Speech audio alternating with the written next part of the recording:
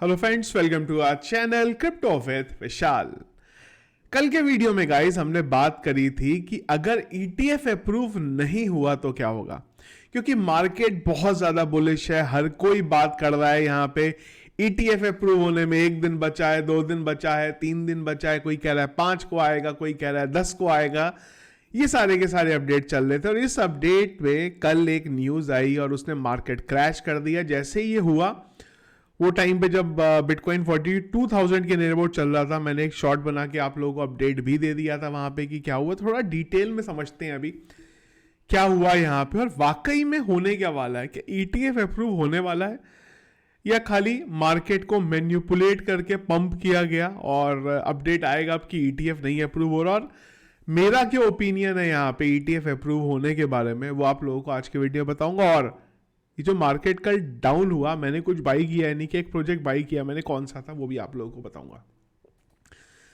सबसे पहले चलते हैं क्रिप्टो एनालिसिस पे। तो मार्केट कैप 0.2% अप है, वॉल्यूम 157% यहां पे अप हुआ है। क्यों? क्योंकि मार्केट जो डिप पे गया उसमें बाइंग यहां पे हुई है अच्छी खासी, और उसी वजह से बहुत टाइम बाद वॉल्यूम जो है वो $100 बिलियन के ऊपर यहां पे दिखाई दे रहा है। Fear and greed index green में 68 में, और हीट मैप की बात करेंगे लाल रंग हावी है।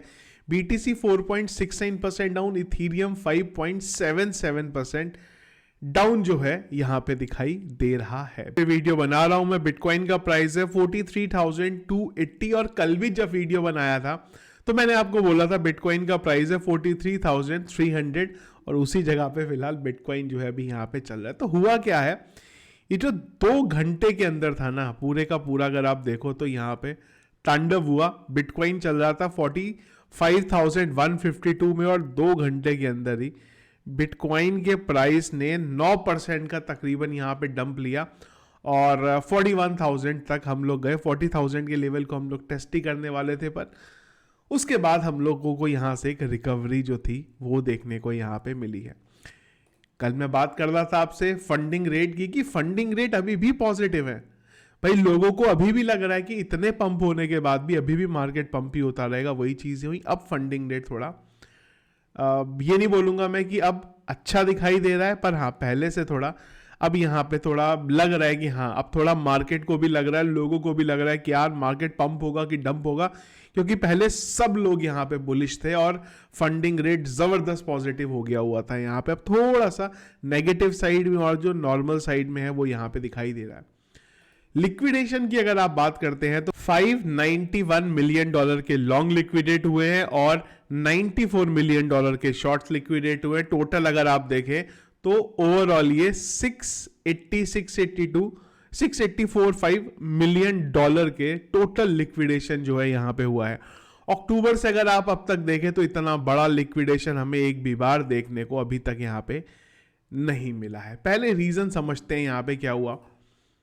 तो कैसे चल रहा है, जो मैंने आपको कल भी बोला था कि अपडेट अभी ऐसे है ना मार्केट में कि ब्लैक रॉक के सीईओ बोल देना लैरी फिंक कि भाई मेरा अभी I am not feeling well, तो लोग इसका मतलब भी निकाल देंगे कि बिटकॉइन का जो ईटीएफ अप्रूव नहीं हो रहा। अगर वो बोले कि यार आई एम वेरी हैप्पी, तो लोग उसका मतलब भी निकाल ले रहे हैं कि भाई ईटीएफ अप्रूव हो रहा है। यहाँ पे ये सेंटीमेंट यहाँ पे फिलहाल चल रहा है। उस सेंटीमेंट में कुछ भी अपडेट और कोई भी कुछ अपडेट दे रहा है तो उसका इंपैक्ट मार्केट में देखने को मिल रहा है।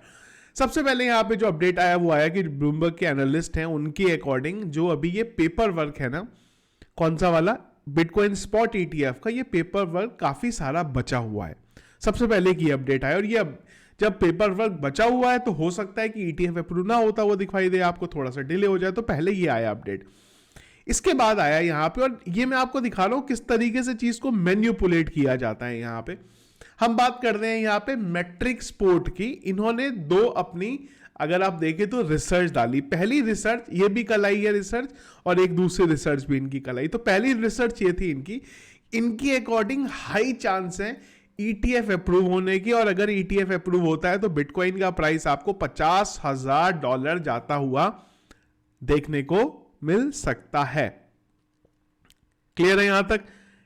इन्होंने ही ये रिपोर्ट डाली है, और इसके बाद इन्होंने ही एक ही दिन में, ये भी नहीं है कि भाई आपने आज कुछ सोच रहे हैं 4 दिन बाद आपको लगा नहीं ऐसा नहीं हो रहा है, एक ही दिन में पहले इन्होंने ये रिपोर्ट डाली और इसके बाद इन्होंने एक और रिपोर्ट डाली, जिस रिपोर्ट के बाद मार्केट में क्रैश हमें देखने को मिला। और रिपोर्ट ये थी कि SEC जो है क्यों बिटकॉइन का ETF रिजेक्ट कर सकता है। अब सरप्राइज क्या है कि दोनों की दोनों रिपोर्ट जो है वो एक ही दिन यहां पे आई हैं। ऐसा कैसे हो सकता है? जब आपको लग रहा है कि ETF अप्रूव होने वाला है तो आप अभी ETF अप्रूव नहीं होगा, आप ये क्यों बोल सकते हो? इसका रीजन इन्होंने क्या दिया कि अगर ETF अप्रूव होता है तो बिटकॉइन का प्राइस $50,000 चला जाएगा। अब इसमें कोई है ही नहीं बोलने की बात। ये क्रिप्टो में जो भी इंसान है वो बोलेगा हाँ भाई ये तो हमें पता है, इसमें कौन सी नई बात बता रहे हो। पर इन्होंने एक चीज और बोली कि हमारी मीटिंग हुई है बहुत सारे ऐसे कंपनीज के स्टाफ के साथ जो ETF जिन्होंने अप्लाई किया है, और उनके अकॉर्डिंग फिलहाल अभी SEC जो है ये एप्लीकेशन को यहां पे अप्रूव नहीं करेगा।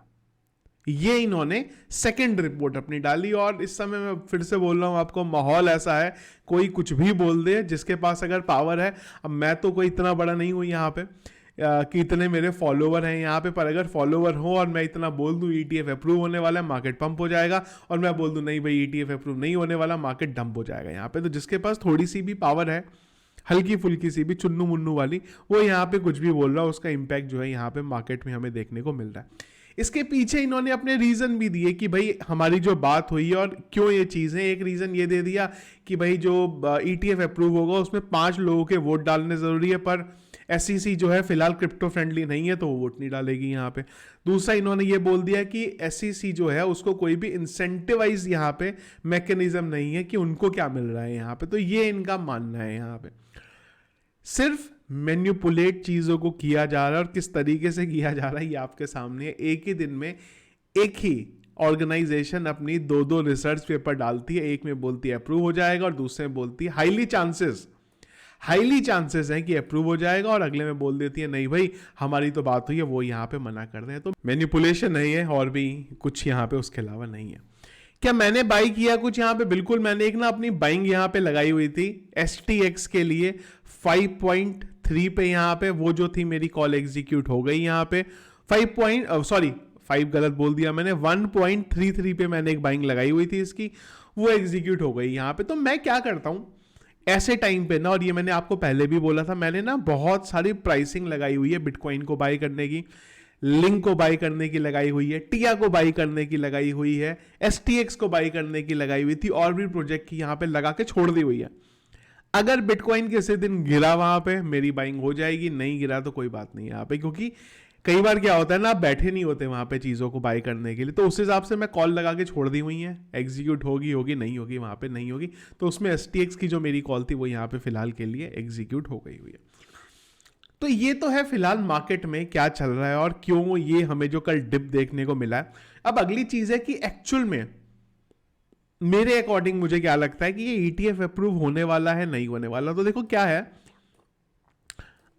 जब मैं ना दिमाग से सोचता हूं ना तो मेरे को लगता है ETF अप्रूव नहीं होना चाहिए जनवरी में। रीजन आप लोगों को बताता हूं, और फिर से ये मत कमेंट आप लोग करने लग जाना यार तुम तो बहुत ज्यादा नेगेटिव हो, ऐसा है वैसा है। देखो मार्केट कैसे चलता है ना, वो समझाना चाह रहा हूं आपको। इस तरीके से मार्केट नॉर्मली नहीं चलता। जब दुनिया में सबको पता होता है कि अप्रूव होने वाला है, अप्रूव होने वाला, और वो वहां पे अप्रूव हो जाए, मार्केट नॉर्मली इस तरीके से नहीं चलता है। यहाँ पे सबको पता है कि ETF अप्रूव होने वाला है। इतनी जल्दी कभी भी क्रिप्टो मार्केट स्पेसिफिकली लोगों को अमीर नहीं बनाता यहाँ पे कि बाय कर लो ETF अप्रूव हो जाएगा फिर वहां पे सेल आउट कर दो। लेकिन प्रॉब्लम इस बार ये है, नॉर्मली जब मैं कुछ सोचता हूं तो उसके पीछे का एक मेरा पर्सनल कुछ रिसर्च होती है यहाँ पे। पर इस बार ना बहुत सारे ट्विस्ट हैं कहानी में। पहला ट्विस्ट ये है कि अगर आप ऑन चेन डेटा देख रहे हो, और मैंने भी आप लोगों को जो वेल्स ट्रांजैक्शन दिखाए हैं, वहां पे वेल्स ने ऑलरेडी बड़े बड़े अमाउंट पे बिटकॉइन को बाय कर दे। आज से नहीं कर दे, महीनों से वो कर दे। सबसे बड़ा क्वेश्चन ये है कौन, इतने पैसे हैं किसके पास यहाँ पे? ये इंस्टीट्यूशन ही है कहीं ना कहीं। तो बाइंग तो वो कर रहे हैं।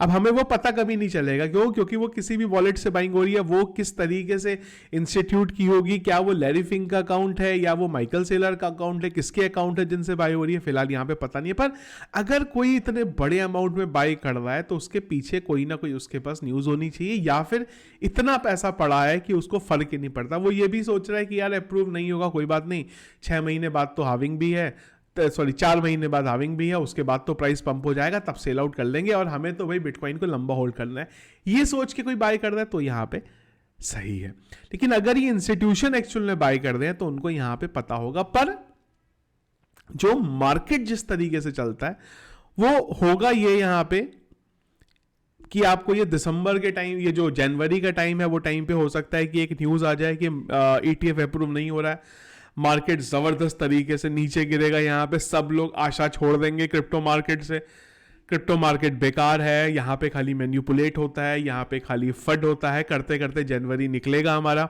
उसके बाद फरवरी मार्च में आएंगे हम लोग, और जो डेट में ETF अप्रूव होने वाला है उससे पहले ही ETF अप्रूव हो चुका होगा और बिटकॉइन को आप सीधा 50-60 हज़ार पे देखेंगे और वहां पे अब आप सोचेंगे यार हमने तो बाइंग करी नहीं। कल भी अगर मैं बोलूं तो लोगों ने बाइंग नहीं करी होगी यहाँ पे, क्यों? क्योंकि डर के मारे, अरे यार ETF अप्रूव नहीं हुआ तो क्या हुआ होगा, हम लोग वेट करते हैं, हम लोग अब 30 हज़ार पे जाने का वेट करते हैं, जिसको बाय करना है वो कर लेगा किसी भी प्राइस। और बिटकॉइन को 43 हज़ार पे बाय करना कोई खराब नहीं है लॉन्ग टर्म के लिए, 45 हज़ार पे बाय कर सकते हो, 50 हज़ार पे बिटकॉइन को बाय कर सकते हो अगर लॉन्ग टर्म पे आप बिटकॉइन को होल्ड करके रखने वाले हो।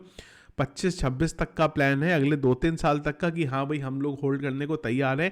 बिटकॉइन को आज खरीद लो, बिटकॉइन को हफ्ते बाद खरीद लो, बिटकॉइन को 10 दिन बाद खरीद लो, 50 हज़ार से पहले ले लो, कोई भी फर्क नहीं पड़ता, आपको प्रॉफिट होना ही होना है, निश्चित है, तय है ये।